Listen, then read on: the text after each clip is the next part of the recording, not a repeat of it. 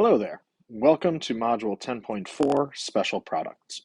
Our objective today is that I can multiply binomials by applying the pattern formed by squares or differences of sums, and I can find the product of a sum and a difference. So the square of a sum and the square of a difference, they are going to follow pretty similar patterns. So in words, we have the square of a plus b is the square of a plus twice the product of a and b plus the square of b. And the only change is the square of a minus b is the square of b, or it's square of a minus twice the product of a and b plus the square of b. So when we talk about this in just actual mathematical language, right, we've got a plus b, the quantity squared. And we can do FOIL for all of these, but this is just going to be a little bit of a shortcut that we can use to identify patterns as we go to do factoring later on in this module. So when we do FOIL, you do a times a, which would be a squared. You would have a times b plus a times b plus b squared. All right. So you've got a squared plus 2ab plus b squared. And you can see on the negative side, we have a minus sign instead. And that's really the difference between square of a sum and square of a difference. So let's look at some examples here. When we have x plus 5, the quantity squared, our a value is x, our b value is 5. So we substitute in a and b into our expression here. So we put in an x at the beginning where it's supposed to be a squared, and then we've got 2 times a, which is x, and b, which is 5, and then plus b squared, so 5 squared. And then we simplify. We get x squared plus 10x plus 25. On the right-hand side here, when we have the subtraction, x minus 3, right, a is still x, b is still negative 3. So it's going to be x squared plus 2 times x times negative 3. And you've got negative 3 squared. Make sure you're putting it in parentheses because it's going to become positive. And so when you do that, you get x squared minus 6x plus 9. So again, we have our first term being squared. We have the product of our two terms times 2 in the middle, and then we have our second term squared. That's the pattern that we're seeing here. So let's look at example A and work our way through it. We have x minus 4y, the quantity squared. So if we're going to apply the pattern, it's the first term squared plus 2 times the first term times the second term plus the second term squared. So it was x squared plus 2 times x times negative 4y plus negative 4y squared. So when we go ahead and do this, x squared stays the same. 2 times x times negative 4x, negative 4y, that's going to give us minus 8xy. And then negative 4 squared is 16, y squared is y squared. So you have x squared minus 8xy plus 16y squared. So I'm going to take this and I'm going to move it to the bottom of our box for now.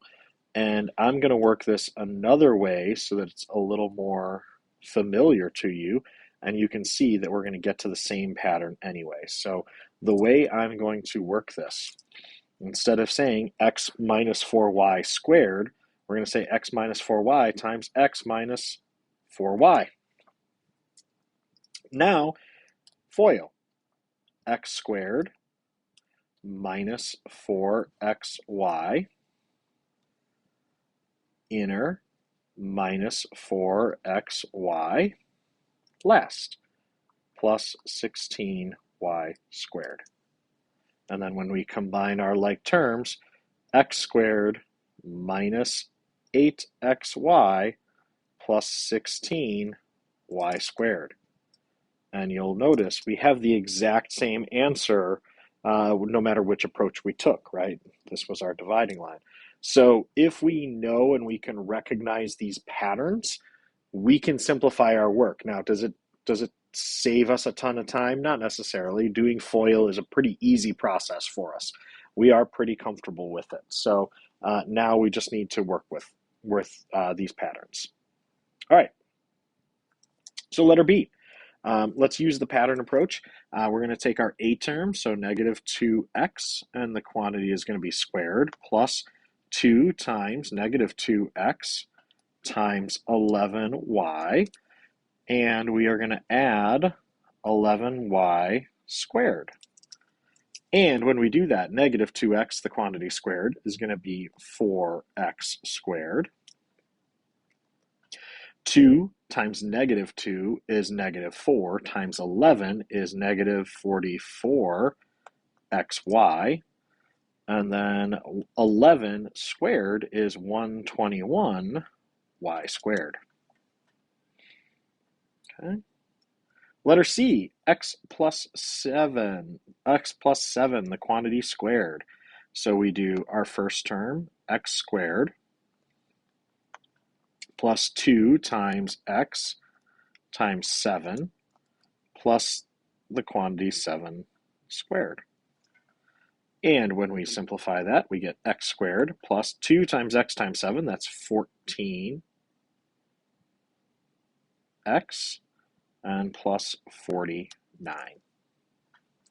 All right, let's zoom out. There are 2 U-try problems for you to do, 3 U-try problems for you to do. Go ahead and do those now. All right, we have the quantity x minus 2. So we start off with x is going to be squared, plus we have 2 times x times negative 2, and then plus negative 2 squared. We get x squared plus negative 4x plus positive 4. Letter E, we have the first term, 3x squared, plus, and it's going to be negative, but we're going to do 2 times 3x times negative y, that's where our negative sign comes from, and then plus y squared. And that's a negative y inside there. So we apply our exponents. 3 squared is 9, x squared is x squared. 2 times 3 times negative 1 is negative 6, and then it's xy, and then we have plus y squared because the negative sign goes away when we square it. All right, letter F. We start off 11x, the quantity squared, plus 2 times 11x times 6y plus 6y, the quantity squared. 11 squared, 121x squared, plus 2 times 11 times 6 is 132xy, and then we have plus 6 squared is 36y squared.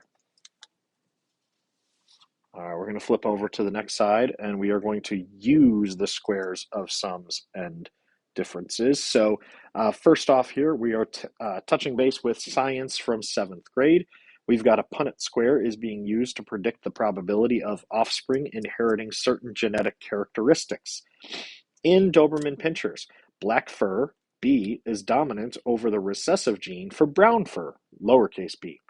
If 2 parents both have a dominant and a recessive gene, use the square of a sum to determine the possible combinations of the offspring.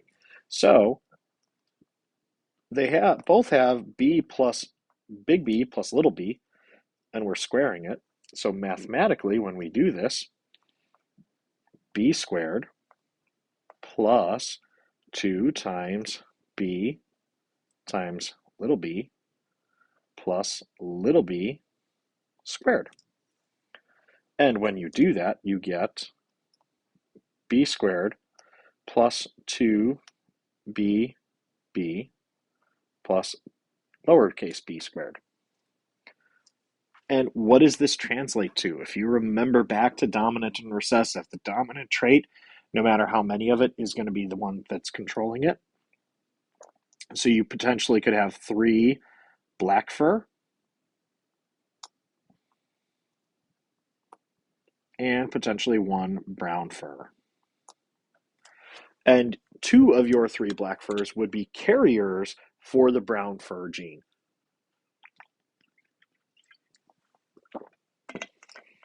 All right. Now, our next example. An 8-inch wide or 8-inch by 8-inch photo is placed inside of a square frame that is X inches wide. Write a trinomial that represents the total area of the photo and its frame. So, total area of the photo and its frame. So we have an 8-inch wide photo, X on each side.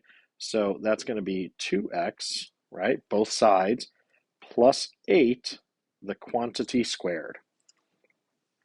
So we get 2x, our 8 term, squared, plus 2 times 2x times 8, plus 8 squared. 2x squared, so that's 4x squared. 2 times 2 times 8, 2 times 2 is 4, times 8 is 32x, and 8 squared is 64. So 4x squared plus 32x plus 64. All right, you now have 2 U-try problems. Go ahead and solve those for me. All right, letter C. A square patio is surrounded by a brick walkway as shown. What is the area of the walkway? And then secondarily, what will the area be if it is 4 feet wide instead? All right, so what is the area of the walkway? We've got an unknown size of the patio, and we have 3 feet on each side of it. So we have x plus 6 feet and x plus 6 feet. So if we're looking for area, it's going to be x plus 6, the quantity squared. So when we do this, we're going to get, and I'll move it over for us to see it, we've got x squared, the quantity x squared, plus 2 times x times 6 plus 6 squared. And we get x squared plus 12x plus 36. Okay. But it's asking us for what is the area of the walkway? Area of the walkway. So we need to do the total minus the brick.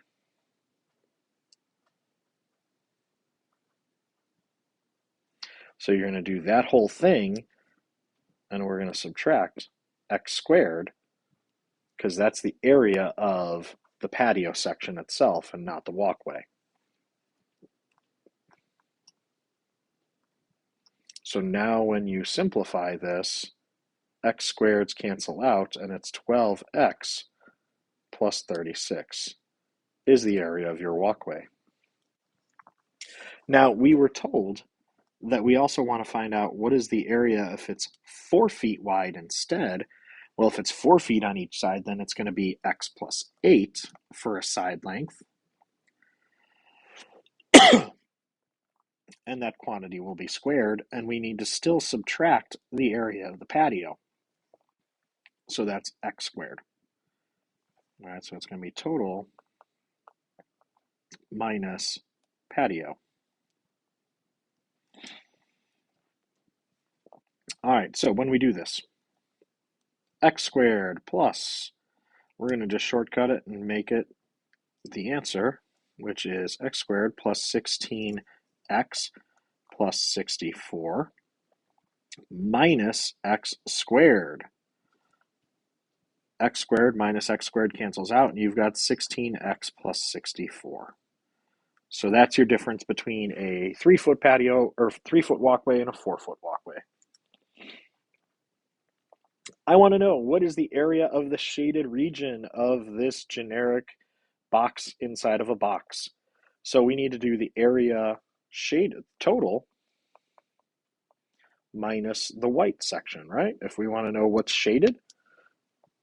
So area of the total, x plus 5, the quantity squared, minus the shaded area, which is x squared. So we get x squared plus 10x plus 25 minus x squared. And when you do that subtraction, you're going to get 10x plus 25 as your final expression. All right, now we're going to go ahead to our last page here. And on our last page, we have the product of a sum and difference. So the square of a plus b and a minus b is the square of a minus the square of b. So a plus b times a minus b is going to equal a squared minus b squared. So a is our x value and b is our, sorry, a is x and b is going to be 5 in this example. So we have x squared minus the quantity 5 squared. So you get x squared minus 25. So product of a sum and a difference. All right, now let's take a look at why does this work. So letter A, we're going to just do this one with FOIL. So x times x is x squared. X times negative 9 is minus 9x. X times positive 9 is plus 9x. And negative 9 times 9 is minus 81. And what do we have happen? When we combine like terms, negative 9 plus 9 is 0. They go away. We're left with x squared minus 81. That is the difference of two squares. All right, letter B. We are going to deal with this. Let's use our pattern. So we have our first term, x squared, minus our second term, 6 squared. X squared squared is going to be x to the 4th minus 6 times 6 is 36. There we go. So this pattern, super easy to work with. Letter C. We start off with our first term, 5x, and we square it. We subtract our second term, 3 squared. 5x squared, 5 times 5 is 25, x squared, 3 times 3 is 9. So 25x squared minus 9. Okay, letters D, E, and F are on your own. Go ahead and do those and check your work against mine. All right, so our first term is the quantity 3x being squared minus our b term is our 2y, and that's being squared. So 3 squared is 9, x squared is x squared, 2 squared is 4, and then we've got y squared. So 9x squared minus 4y squared. Letter E, our first term, 3c, the quantity squared, minus 4, the quantity squared. 3 squared is 9, c squared, 4 squared is 16. Our last one, we have our first term is 6 squared. Our second term is m squared. And so when I do this, 6 squared is 36 minus m squared squared is m to the 4th. But are we in standard form? The answer is no. So we need to rearrange it. We have negative m to the 4th plus 36. That would be the proper way to write that one. All right, so that's our notes. You'll notice these special cases really they don't add a lot of shortcuts for you. If you want to memorize them and you want to simplify it and just do these formulas and just plug and chug to this algorithm, go for it. If you want to do FOIL and just FOIL these out because you're good at it and you're quick at it, because let's be real, at this point, you should be able to FOIL one of these problems in under 20 seconds. Absolutely go ahead and FOIL it. I'm not going to tell you to not do a method that works for you. Okay, so as long as you're getting to the same answer in the end, I don't care whether you use the algorithm that I'm providing you or whether you just use FOIL and distributive property and multiply it out yourself and combine like terms, right? You're going to get to the same place. These are some shortcuts though, and we are teaching you specifically how to do these shortcuts because when we come back at the second half of the chapter and we do factoring, if you can identify some of these patterns in a trinomial or a binomial, you're going to be able to speed up your factoring time, which can be kind of laborsome sometimes. So this is where we are. These are some special products. You can choose to use the algorithm or you can choose to just FOIL them. Either way, you're going to be seeing these patterns again in the second half of this module. So if you have any questions, please bring them to class. Otherwise, have a great night.